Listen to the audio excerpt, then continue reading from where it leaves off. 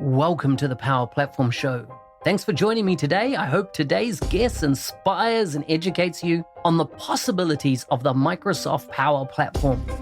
Now, let's get on with the show.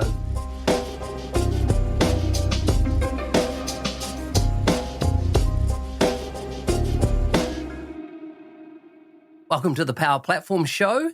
Today, we're joined by two voices sharing the future of work in the low-code, Power Platform, and Dynamics 365 space. Sarah and Franco join us today from the UK. Welcome, guys, to the show. Thanks for having us. Hello. We're excited to do this with you guys. One, because we know you, and we've hung out with you this year. And you guys are doing some amazing stuff. But before we get started, Sarah, why don't you tell us about food, family, and fun? What do they mean to you? They're probably like the core of my social life. So cooking is very much my switch off. And I realise sometimes I get to the end of the day and I've had a long day and I'll cook a really big meal. In fact, my daughter asked for a roast dinner tonight, which is convenient when I'm moving house. But yeah, it's I get pleasure out of cooking as well as eating. I come from a big, fun family of Scousers, so from Liverpool in the UK.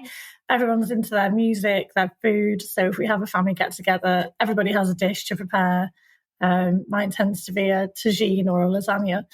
And then we lay it all out as like a buffet, and then the wine flows, the music flows, and you end up with a lot of us screeching and dancing around the kitchen. And the kids come and get involved as well. So, yeah. I love it. They go together quite nicely. I had to invite myself on the show when Mark said he was having you both on, because I was like, hang on, no, this conversation isn't happening without me. We're talking about us coming over for a roast when next time we're in the UK, and I'm so looking forward to it. It's going to be one of the best traditions, I think. Oh, absolutely. Absolutely. Franco. Well, our household's emerging, so food, family, and fun's very much going to be involving both my lot, Sarah's lot, and yeah, I can attest that our family's great at cooking as well. We've got high levels of snobbery when it comes to food on my side of the family, especially when Sarah first cooked pasta. I was thinking, like, you really should have chosen something else, and then it was knockout. Your dad gave me a pasta lesson. Like I had a lesson in Sicily from Franco's dad on how to salt the water before cooking pasta. That was I was polite enough not to say, look, I've got this nailed already. But yeah, I've been lucky enough to sample quite a few people's cooking from Sarah's family, and yeah, they can all do it. But the kind of the balance is my family can eat 10 times as much as Sarah's can, and they can drink 10 times as much as we can. But we all party hard. We all make it till we make it at karaoke as well. I love it. We just got our kids a mic to plug into a speaker for karaoke, and I think our neighbours are already like thinking about how to cut our power. But it's so much fun. It's so much fun. Yeah. They are going to say natural performance. Well, as you can, if you're listening today, you can see that Meg has also joined us for the show and co-hosting. As we jump into what we're covering, first of all, Franco, what's top of mind for you right now? What have the two of you, as you have joined forces, what have you done? Well, it's all on the freelancing and mentoring stage. So we've got, I think, quite interesting that we come together because Sarah was from the recruitment background and got that real sales skill and relationship building skill. I kind of naturally went into freelancing and never came from a permanent role. So it was interesting to see, well, Sarah can fill in a lot of those gaps, but with the empathy of what it's like to be in a permanent role, what are the differences if you're jumping into, say, contracting, and I pick up the baton from that point to say, right, you're moving from contracting to freelancing. This is what you want to consider. And I think it's been really cool for people to see Sarah take that journey as well, whereas that was just Franco has been doing it there forever. Sarah brings a lot of balance to it as well. So I don't mean to speak for you, but like when people are saying that, is it just Franco? Is he just a fluke? Is it just a one-off story? Sarah will be filling in. Well, no, here are all these other examples that we've got. And on the course, great idea of Sarah's is we interviewed some other freelancers from totally different tools, totally different platforms. Some of them actually have now scaled up to a practice rather than just a company of one. So it's nice that you see that perspective. No, it's not just, this isn't just one person's journey. It can apply to everybody. We kind of boiled it right down to the first principles, whereas probably if I was just telling them, I'd lose that connection with what it was like not to know this stuff. So it's cool to have people on both ends of the spectrum. Yeah, I think coming from a heavily sales-focused background, I ask a lot of questions anyway. Like, and even when it's not from a sales point of view, or if it's a candidate point of view where I'm trying to find out their motivations for what it is they want, there's a lot of open questions.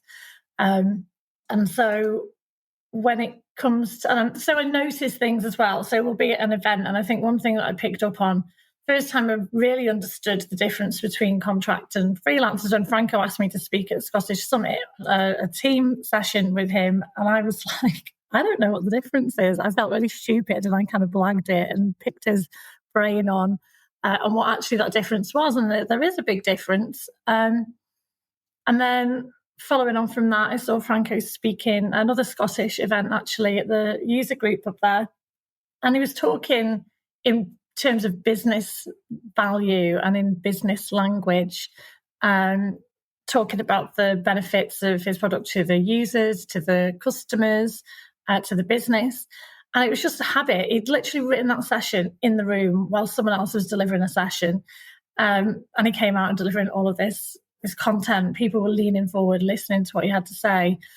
That was my first kind of recollection of noticing the difference between what people do with their content marketing and how they use the platform that they've got. Well, it's funny that... Sorry, go ahead. No, I was just going to say, what is the difference between a contractor and a freelancer? How do you describe it? Because I think often people wouldn't have thought about it. I don't think it's a stupid question at all. Yeah, cool. So I would say contracting is still very traditional. You're expected to be with the same customer Monday to Friday, 9 to 5. So you've hit a ceiling. You might get quite a generous day rate, although it has evened out with permanent salaries over recent years. But yeah, you really can't earn more than I'm going to work this 200 or 240 days in a year, multiplied by day rate, and that's it. From the client's perspective, you get to bring in an expert, which is cool.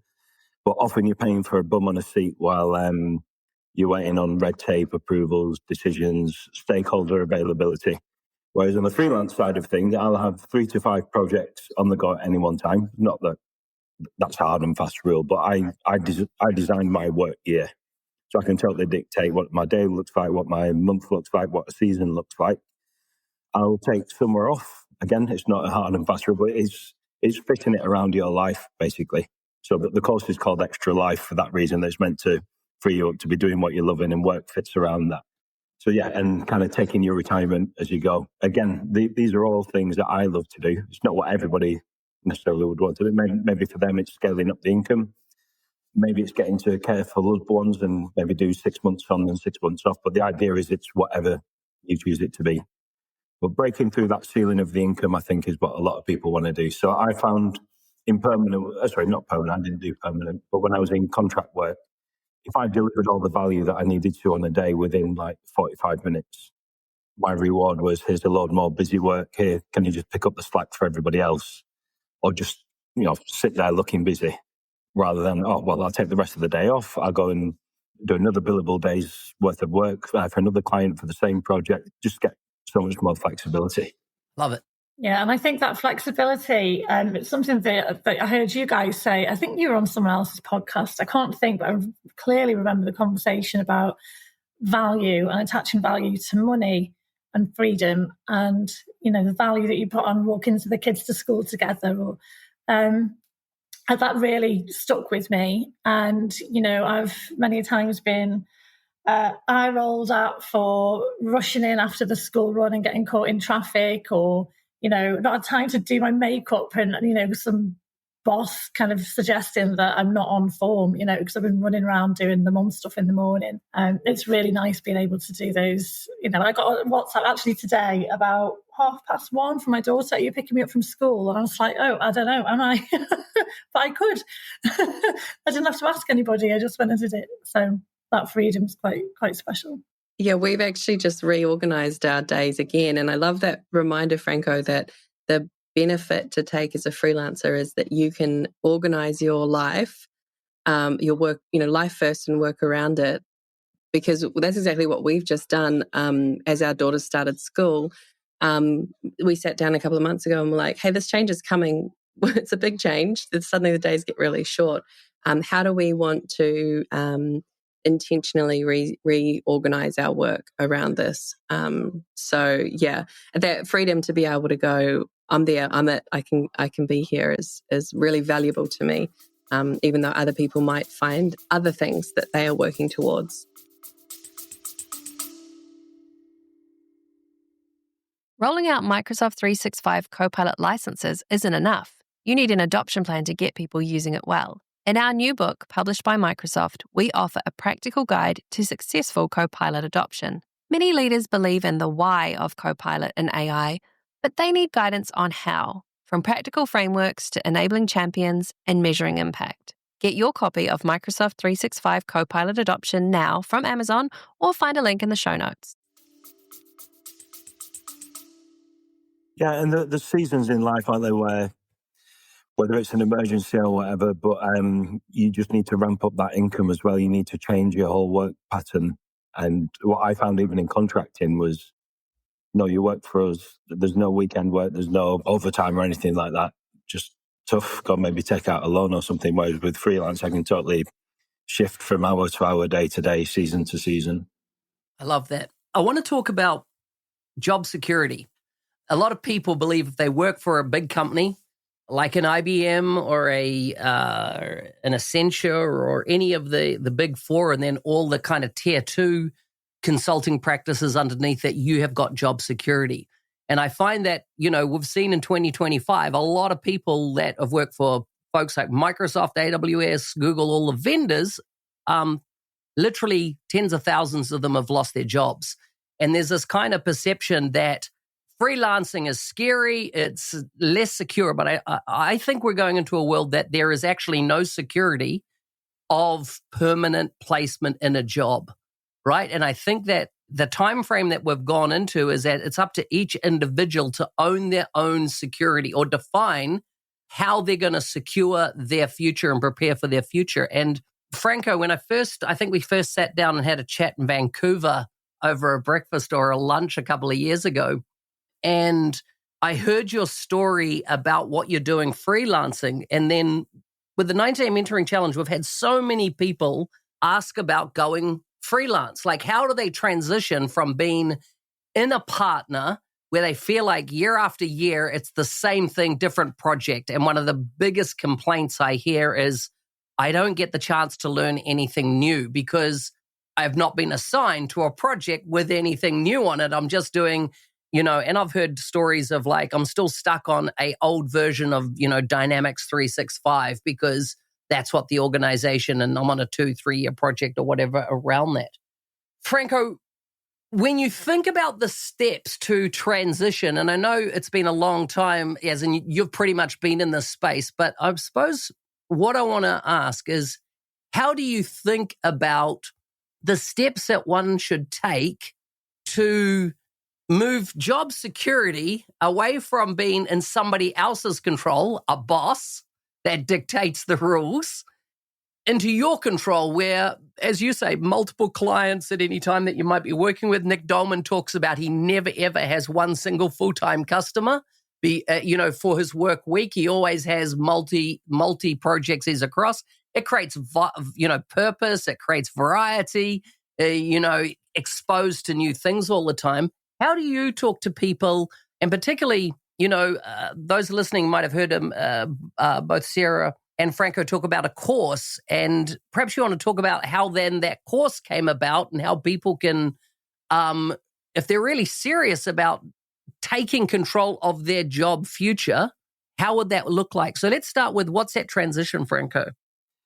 Well, I would say the ideal roadmap would be go from permanent through contracting, keep contracting on, treat contracts, like a paid apprenticeship. So you're learning to manage that customer relationship. You're quite frequently getting in front of a new customer and learning what's valuable to them. That will also help you build up that well of repeat customers well. So I always found as I come to the end of the project, I've done a good job, treated people well, and they're asking, how do we engage with you in the future? We know we can't indefinitely pay a full-time contractor 9 to 5 for the whole year, but is there a way that we can maybe get you ongoing maintenance, maybe ad hoc a couple of days a month? And that really quite quickly gives you sound check as to, is the demand for what I'm going out for? So I niche down into power pages that look good. I was still in a very comfortable, secure place when I was in contracting to see actually there is demand for this. If I was to pivot then, it's totally fine. It would have meant just the next contract out for a slightly different role. I've got recruiters, agencies bringing me the roles rather than me having to go and source the work. But what I would say in terms of strategizing for that, some tips that you could do even in your permanent job is get out of the weeds a little bit. So don't just be thinking that backlog is the be all and end all.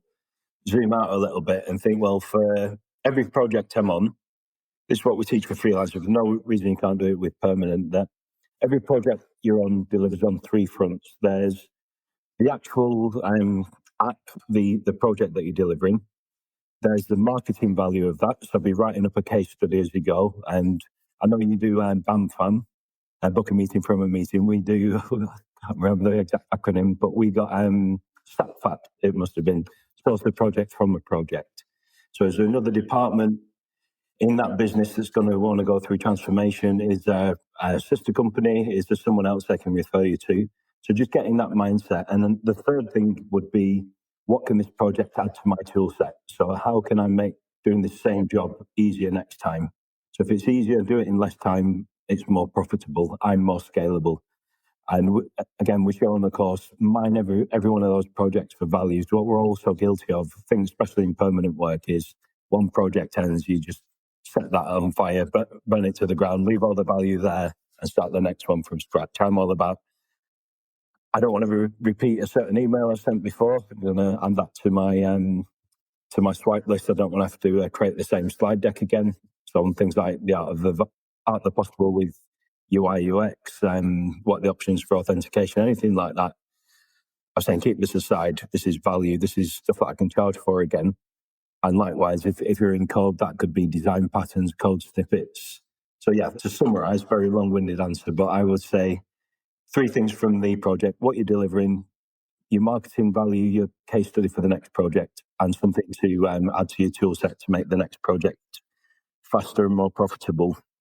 Well, I totally agree with what you said. So I think term I used when we went for breakfast that time was career insurance. I think pricked your ears up a bit, because people were definitely getting the sense that, the ground shifting beneath us, the sun's sinking. Like, I need to at least know if I'm one of those stats from Microsoft tomorrow that I've been laid off, that I'm employment ready, that I'm fit for the market, that I've got the skills that are in demand.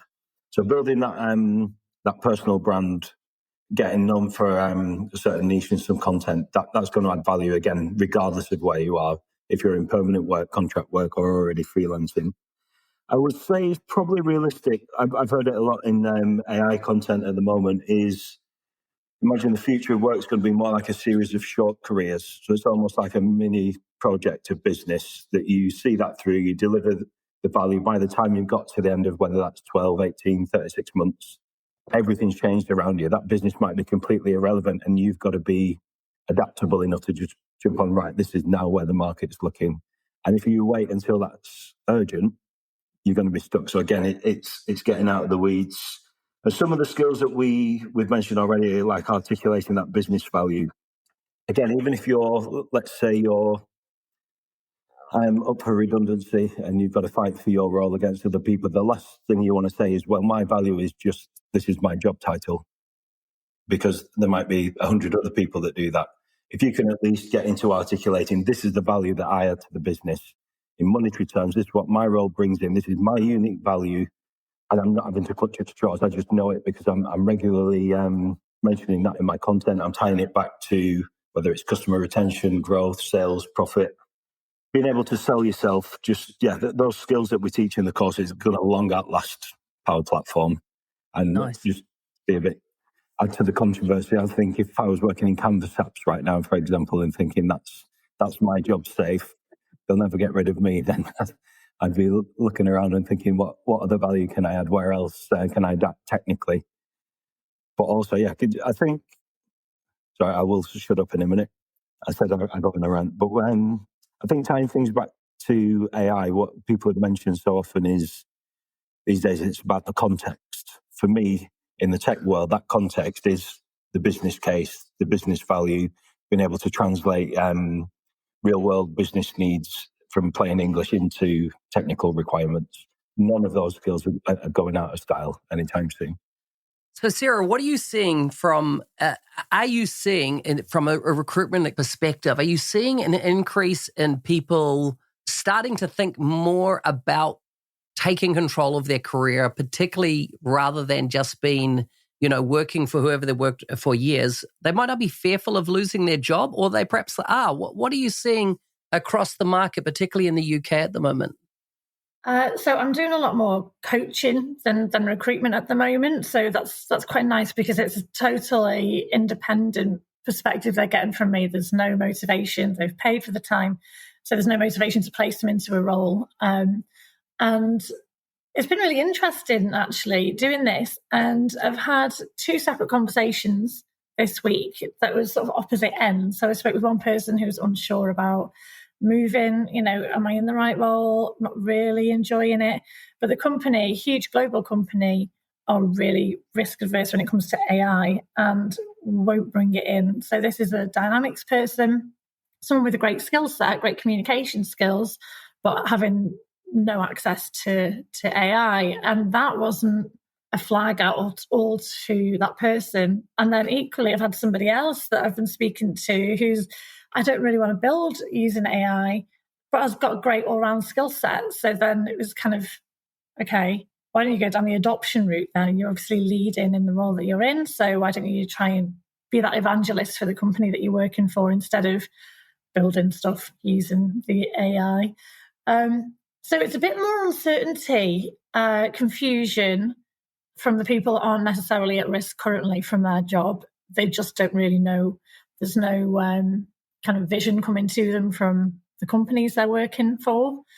I spoke with a friend of mine, Rosie, who's the head of AI, and she made a really interesting point about how companies are responsible for communicating what they're using AI for and what that means for the people who work for that company and what's the plan. Is it that those people are going to lose their jobs? So we're going to upskill those people? And I've not really heard that side of the argument in the way that she described it. It was really interesting because I'm getting people coming to me asking me questions that don't know what their future looks like. But I think that the advice I'm giving is if you've got the chance now to get involved with the change, then do it, because in 12 months' time, somebody who's currently behind you in terms of opportunity or skill is probably going to be ahead of you. A long-winded answer, but yeah, it's something I'm finding fascinating at the moment. I think that's really interesting, though, because she's excelling at a role that didn't exist before. Yeah. So like, you're doing your best to hit all those bullets on the job description, but even that job description is someone else's best guess. And it's interesting because she's got really good business and domain knowledge, as well as Python developer, scripting, all the technical side of things. Whereas most of her contemporaries in other law firms, they've only got the domain knowledge. They haven't got any tech or any IT knowledge whatsoever. But I think it's an interesting time. Like I'd say what it was like for me in the 90s in IT, where all of a sudden I got a seat at a table that I wouldn't usually, because I was the young guy that knew how to use, whether it was spreadsheets, Photoshop or whatever, that I could add all this value that the other people in the room didn't know how to. So that, to be able to speak on their level, usually I might have had to go decades through the hierarchy or whatever to kind of get that chance. It was like, no, the playing field's leveled out. So the people that had tech, got inserted at a different level of the business, and you see you're having to adapt to those things quite quickly. I'd say there's a really powerful but limited window now for people in the business that are interested in the tech to be that person. So who is the one to drive AI adoption and be the number one for that vertical? So I think at the same time that you could be the absolute superstar in accounting AI without having any competition for someone that's in AI for law versus AI in construction or banking or whatever it is. There's probably 1,000 superstars per country that can be made right now. And that domain knowledge is, I think, just a massive shortcut compared to just, here, let's bring in an external that we have to teach about education, law, finance, whatever it is. So, yeah, I would say, just in reaction to what Sarah was saying before, sorry, it might have been you, Mark, when you're saying that looking up to the senior level for that vision, if they haven't got it, push it up. You be the one with the vision. You go and articulate, this is how I see things changing. This, it could be go and watch an adjacent industry, like, for example, this how I see accountancy using it. Why can't we do this as higher education? We see construction doing it. Why can't we do this in retail? Just, have your finger on the pulse. And obviously watch the AI Unfiltered podcast. Thanks for the plug. But you touched on something there that I think is something that is a rule in freelancing that people think it sounds counterintuitive, and that's niching. So you've just described the value of becoming someone who's the AI adoption expert, not generally, but in a specific context or department in an organization or in a vertical. Why do you think people don't want to niche when they're freelancing? Why do we want to be generalists? Yeah, great question. I think people assume that if you're a generalist, you're going to be more appealing to people because there's potentially more areas on a Venn diagram that you could overlap. What I find is that means that you're the least likely to be recommended, not because you do a bad job, but it's hard to be on the tip of the tongue for someone that just, you don't usually find we've got a requirement where we need someone that can do anything we might possibly ask them. So I think the more specific that the requirement is and the better match it is for what it is you deliver, it's just an easier fit. So I was speaking to somebody today, giving them career advice about, so having looked at their experience on LinkedIn, they weren't sure where to niche down. And they've got extensive experience in operations. So I'm thinking, right, already you're completely separate to the average techie. So you've got really fun overlap there on the Venn diagram. There's something that shares with me, really. So I've done business operations and tech. So although in fact the industry, I'm licensed in the insurance industry, the guy says, and got extensive experience in warranties, in insurance, in construction. I'd say, rather, they are some awesome paths to go down. So I know, for example, if you wanted to do business in education, lots of my Power Platform friends would love to get into Dynamics. They see they're hitting a cap with what salary they can earn in Power Platform, and seeing that if they had the Dynamics experience, they can level up. So why could he not be the one to bridge that gap? But also then I'd be saying, well, rather than just learn case management generally as an abstract concept, why not tie that into an insurance claim? So everyone's likely, unfortunately, has been through the process of having to make a claim on their insurance. That makes it real for everybody. That puts it in that real life context rather than just, well, it's kind of like a folder, and within that you've got activities and documents or whatever. You can actually make that journey real for them. Yeah. Definitely had that experience of claiming insurance. Wish I didn't. But also, I just did my renewals for our insurance, and I read a book that said you should never just take your renewal. You should always call up and ask how they can get you a lower premium. And now I do that as a rule. I think I saved $500 this week on our premiums for our car insurance just by taking the maybe still painful process of making the phone call and waiting my way through the automation steps. But hey, I'll take it. It was $500 well saved. Yeah, and I think I would have pointed out something else that we mentioned on the course, that selling to an existing customer is said to be 7 times cheaper than what it would be to attract a new customer. So you can definitely use that one in the negotiation as well. So as we wrap, Extra Life Next Level, what is it and why should people check it out? Do you want to take that, Sarah, or should I? No, you go for it. I just think I've done the waffling. But it's a course delivered to be super actionable based on my experience and having reached out to some other freelancing friends. It's specific to Power Platform. So we found a lot of the competition when we were looking, is it even worth creating a course, was used around like creative arts or acting or something like this. Is specifically for software consultants in Power Platform in the Microsoft space that's going to take you through building your personal brand, getting content marketing to attract the customers, take you through all the mindset changes that are going to be involved and some of the practicalities of freelancing. And the community is awesome as well. So I would say it is worth the cost of entry just for the referrals and the kickback that go on around the community. But yeah, if you get involved, make sure you absolutely get on those community sessions and make sure people know what it is that you do, because you'll find that referrals are coming in. I love it. I'm doing it and love so much of the wisdom that you're sharing already. Even as I'm just starting, I'm like furiously taking notes, as I have been in this podcast. You just add so much value from the experiences that you've both have. So thank you so much for making it. And I know that this time next year, you'll be, having a lot of people tell you that their 2027 looks really different than the year that's just gone because of the applying what you're teaching in this course. So I think that's part of what we're trying to do, is take the fear out of it, because to Mark's point earlier, people in permanent jobs are scared to leave their permanent job that they feel is secure. However, we've seen we see it regularly, but the last year has been shocking for the amount of layoffs for big tech firms. This gives 6 to 12 months runway for those people who might be thinking about it, but have that fear of, how do I find clients? How do I make the switch? How do I run a freelance business? This is designed to give that toolkit and some actionable advice. But like Franco says, I think that the community is going to be really valuable for sharing work and referrals. And that's something I'm really excited about. But thank you for taking it, Meg.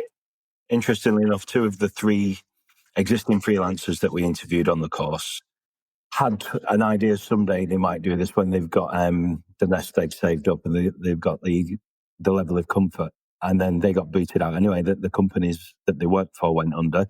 That job security disappeared. It's like, oh well, it's the best decision I made, but I didn't make it. It just, life decided instead. Yeah. Well, the train is coming, and that is the train that's going to smash your job to pieces, and you need to prepare now for it. And I'm not just talking about just normal life and business. The phenomenon of AI is coming, and if you listen to any of the large companies around the world that are operating in this space, they expect that there will be a reduction in headcount. And in many cases, some of the companies are just going to get blasted out of the water because they'll be replaced by AI businesses. And so don't wait for it to happen to you. Take this opportunity. If you're in the Power Platform or Dynamics 365 space, check out Extra Life. We'll put links in the show notes so that you can see what's involved. The price is unbelievably cheap for basically setting you up for success for the next 5 to 10 years of your career. Thanks, Franco. Thanks, Sarah, for coming on the podcast. Thanks, guys. Thanks so much. Thanks very much for having us. Always a blast catching up. Hey, thanks for listening. I'm your host, Business Application MVP, Mark Smith, otherwise known as the NZ365 Guy. If there's a guest you'd like to see on the show, please message me on LinkedIn. If you want to be a supporter of the show, please check out buymeacoffee.com/NZ365 Guy. Stay safe out there and shoot for the stars.